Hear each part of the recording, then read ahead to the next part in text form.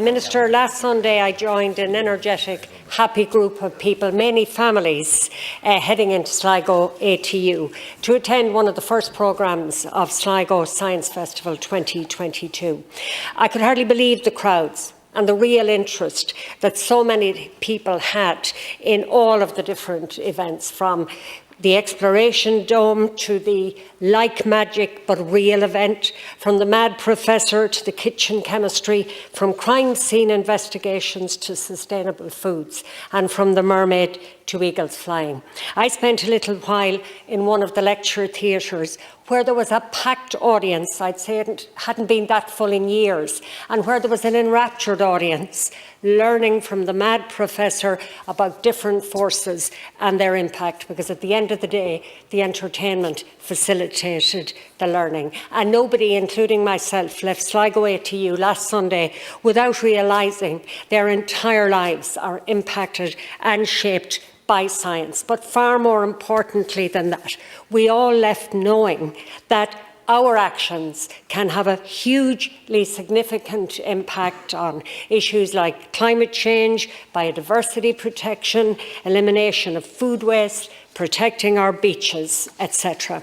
And sometimes when we speak of innovation, we think of women and men in white coats using test tubes with some sort of a fizzy liquid coming out of it, or computer whiz kids changing our digital world. Yet every single one of us, as citizen scientists, we can innovate, we can contribute. And one of the most interesting projects I saw last Sunday was the Coastal City Living Labs project.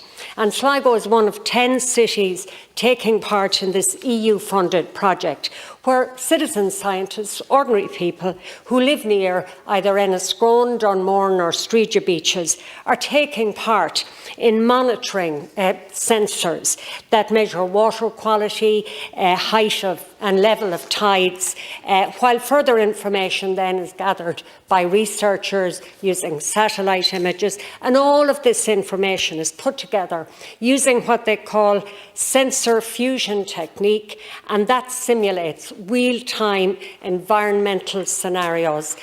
And why are we doing this? Because those scenarios will help to measure the resilience of our coastlines, our sand dunes, and ultimately lead to measures to improve the resilience of our coastlines due to the fact that we have to contend with higher sea levels, coastal erosion and extreme weather events. So what we have is ordinary people playing a day-to-day role.